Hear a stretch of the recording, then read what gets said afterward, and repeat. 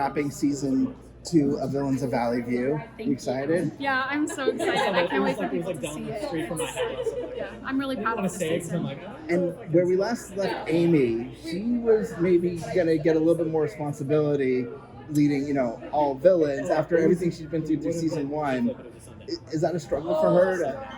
It's definitely a struggle for her. I think it's also really interesting because I think it's a huge temptation for her. She's sort of done all this work, not to be a better person, but to sort of adapt to blending into society. And now I think she's kind of being offered this opportunity to have huge amounts of power, pretty much to be able to do whatever she wants and to be in a higher position than anyone in her family. So for her, that's kind of like the perfect storm of everything that she's wanted throughout all of season 1. But I think that the decision becomes a lot more complicated because of other people and things that she did in the past. So, yeah. We thought the whole point was to defeat Onyx. They do that, but then you throw in this surprise that now Amy is in the leader of all villains. How does that drive us forward into season 2?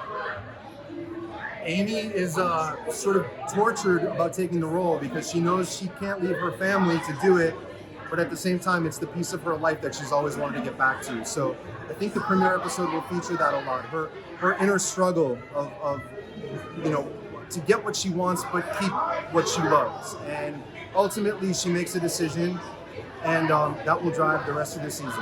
Now that you guys have vanquished Onyx, Yes. does that mean you guys just get to hang out and have fun in Valley View? No. I wish. It looks for a point like the Maddens are going to have a chill rest of their time in Valley View, but we find out very quickly that things are not chill.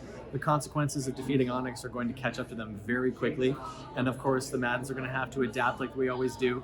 But the chaos of everything, chaos pun intended, but the chaos of everything is going to hit them very quickly.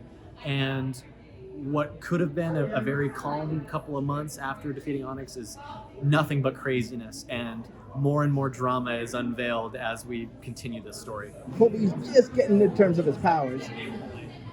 Will he have a chance to use them if Onyx is gone? He definitely uses them to have some fun throughout the season. He has shape-shifting, super speed, all the fun stuff. And without spoiling anything, there are a few other people that we might run into that Colby gets to have some fun with and maybe get into some fights with. But he uses them to have fun and prank people and wreak some havoc on set. Havoc. You see it right there? There's a lot of new characters, new threats, lots of new fights, and especially new powers as well, which is very exciting. But yeah, I don't want to say too much without spoiling it, but yeah. They definitely have to face a lot of their past. I think there's a lot of villain origin stories. There's a lot of people from, past lives. And then I think that the biggest thing is that there is a new character who I think throws off the entire balance of the family and definitely interferes with Amy's friendship with Hartley and with her relationship with her family. And I think that character is probably the biggest threat to season 2, I would say. Oh, we have things to do. I don't know that they're very well planned in advance, and they just come out and destroy everyone's lives, and that's what's so magical. There's some conflict, and there's some kids feeling their oats and going out there trying to make a name for themselves and getting in all kind of mischief in Texas. Strangely, though, considering we are set in Texas, not a lot of football going on our show. I'm thinking they're saving that for season 3. There is a new villain coming in the premiere. I don't want to spoil it, but there's a big surprise coming in the premiere explaining who she is and what her role will be going forward. So definitely keep an eye on that. How has Amy come to terms with the people she's met outside the villains world through the course of the show so far? I think that hers and Hartley's relationship in particular is so special. I think it's like part of the heart of the show. I think that, and then also the relationship, between the family. But I think her relationship with Hartley is also really tested, I think, at the beginning of this season especially. And we've seen it tested before in season 1, but I think this time it's a bit of a bigger decision because it's essentially her deciding between the person that she cares most about other than her family, which is Hartley, and the thing that she's kind of always wanted her whole life, which is to be the leader of all villains. So it's pretty interesting. Hartley, especially throughout season 1, she went through a lot of ups and downs. So when this big bomb is dropped on the entire family and on Hartley, she kind of gets a little nervous, as any best friend would, and kind of like take a step back and be like, okay, my friend just got this huge role put into her hands. What is she gonna do? But I feel like Hartley is very close with Amy. They have a great relationship, and they both kind of help each other figure out what to do with their lives and become who they want to be. And she handles it pretty well, but I'll say there's definitely some challenges that happen throughout season 2 that they work through together. So, if I'm not mistaken, you have a sister who's the leader of all villains. Yes. You have a brother who is the chosen one. How does that impact your character? It's tricky, especially because Jake is I always like Jake because he's kind of the glue that holds this family together as far as morality, and just no matter what he wants, like to be a better person, he's always going to come back and be there for his family.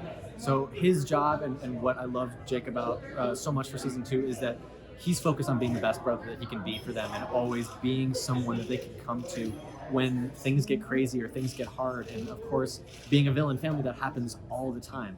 But he's that guy who's always there for them and always encourages them to go on a better path.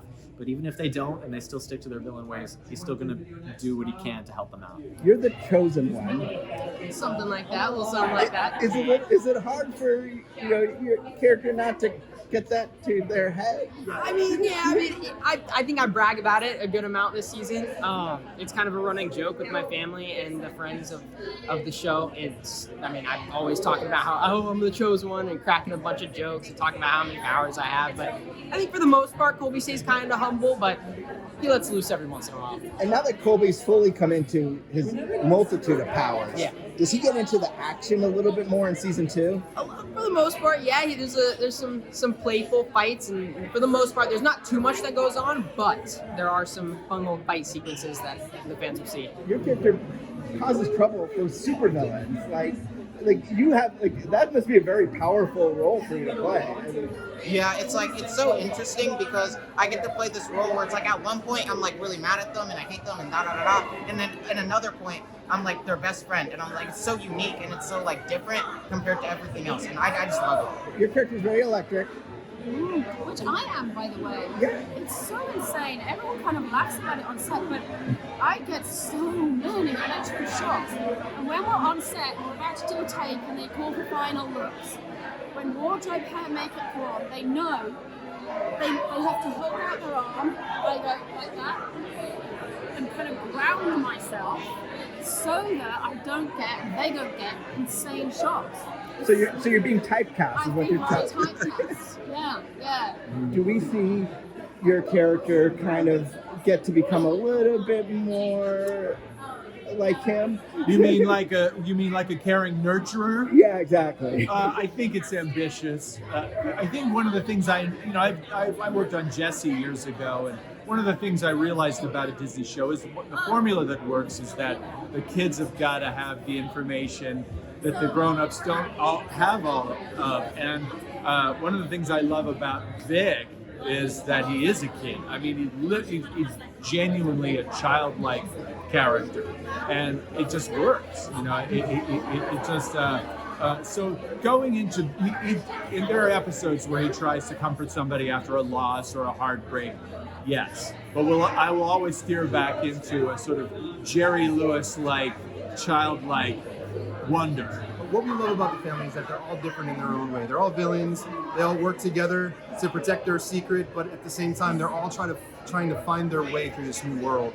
And I think that's what makes it so fun for us to write for, is that, it's a mom, but she's not your typical mom. She's trying to learn how to be more like a typical mom, but she's everything but. And, that's the same for both parents. I think Amy, as our lead character, there's something so neat about her that she's a villain, and she's trying to stay true to who she is as a villain, but at the same time, she has no choice but to learn through her friend Hartley. And Hartley's navigating the way for her to become a better person, and sometimes Amy just doesn't always want to be that better person. So that's a lot of fun for us. But overall, as the family itself, as a unit, I think no matter what they're up against, they'll always come together. They'll always fight their challenges head on together, and you'll see a lot of that in season 2.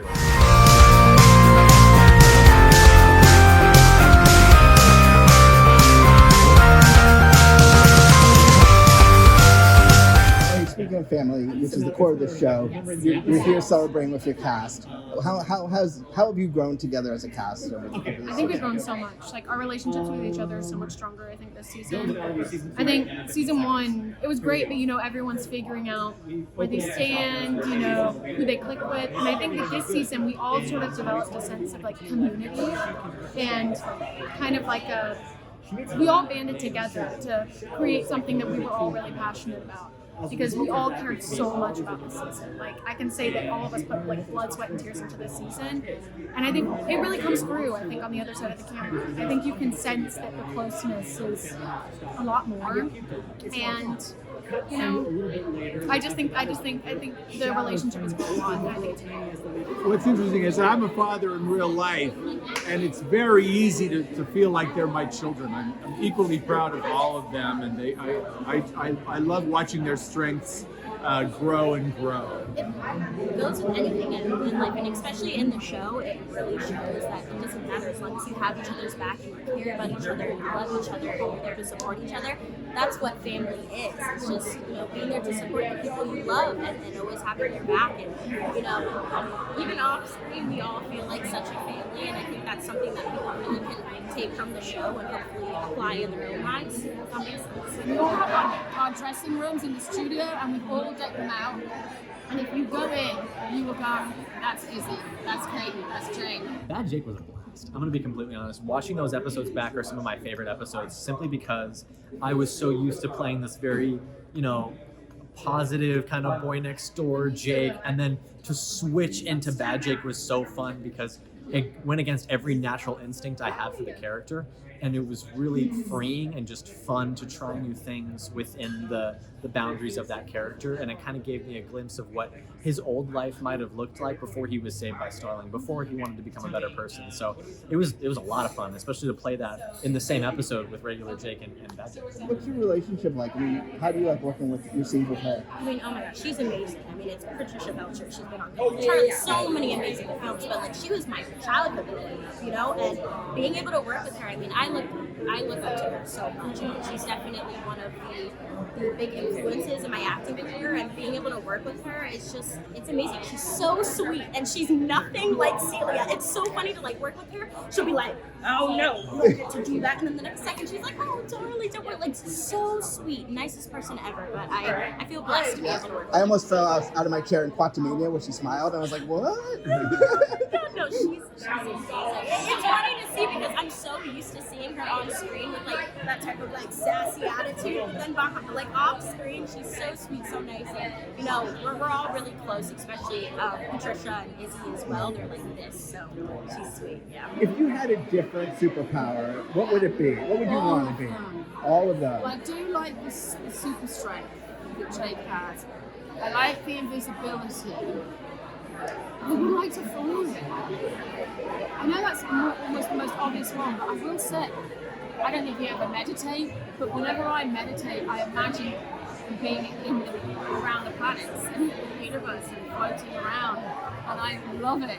I love to fly. It's an interesting question. What's the difference between General Hospital, a soap opera, and comedy, like a sitcom? The only difference is irony. If I played a soap script with a little more irony, it turns into a comedy.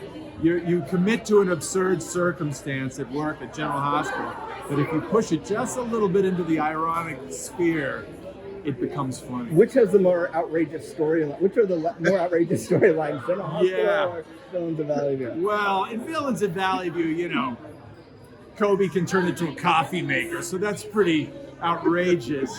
But we in General Hospital, we can die and come back a couple years later. Ignore the fact that we died. What item would you want out of the world of Villains of Valley View for your own personal collection? So basically, in my locker, there's this figurine of Starfire or whatever it is. Yeah, that's for sure my favorite one. There's also some comics in there too. I'm also like a really big comic book fan. Like just like as me. So seeing that in the characters is really cool. What are you most excited for the fans that have gotten to the show to see in season 2? I know you can't give too much away, but Okay, I'm excited for them to meet the biggest threat that the family has faced so far. I'll say that. And I'm excited for them to see Amy's relationship with her family grow and her relationship with Hartley grow. Because I think it's really special. The things that I'm the most excited about, I can't say yet, but let's just say there are some really, really great dramatic moments in season 2, as well as some really great comedic moments. We all really brought it comedically this season, but there are some moments story-wise that are so much fun. I remember when we got the scripts for those episodes, we were all instantly excited because this meant new stakes, new drama, new situations for the characters, and coming in about mid-season, things are going to get real, and you'll understand why, but let's just say the villain's world is expanding a little bit bigger. I'm really excited to see like what other tricks Colby has up his sleeve, because he gets left off at, like you were saying, at season 1 with kind of like, oh, he's the chosen one, and he still has some more growth to he has more room to grow as a character and as a teenage boy, and also as a supervillain. And I think over the course of this season, he maybe has a few more tricks up his sleeve and gets to get a little more into the action. But yeah. Probably my two big things would be the new characters and the new powers. That's like my two big things that I think they're really gonna love. And I mean, of course, the dynamic between Amy and Hartley. I mean, Heartbeat is our little like band name, I guess, our ship name. So I'm really excited for that. Each time they write, they get slicker and slicker, tighter and tighter, and I love what they write. Our writers are so funny, and we get to do their lines, and I love that. We're like a little tight-knit family. I mean, you can see we adore to see each other. I know how much season 1 worked for the Villains fans, and as a fan myself, I can't wait for you to see season 2. It's so exciting. It builds on the momentum that we had in season 1. It's brace yourselves, but don't miss it. and what are you excited for fans to see in season 2? For sure, me like rolling around fighting people. It's the funnest part. So you get a little bit more action in season 2? Yeah, for sure. I mean, there's so much in season 1, but in season 2, it's so crazy and it's so funny. The fans are amazing the way they follow these storylines and the way they root for these characters. We want them to see these characters get their victories, as well as we want them to take this crazy journey that we've taken in season 2 of just sort of growth and a lot of action, a lot of comedy, and a lot of new surprises. Just keep watching. Keep watching our show. It's we're going to start on June 15th, and we'll be on Disney Plus the day after. And we're giving the audience what they've asked for, and they've been there to support us. We just hope they'll support us again.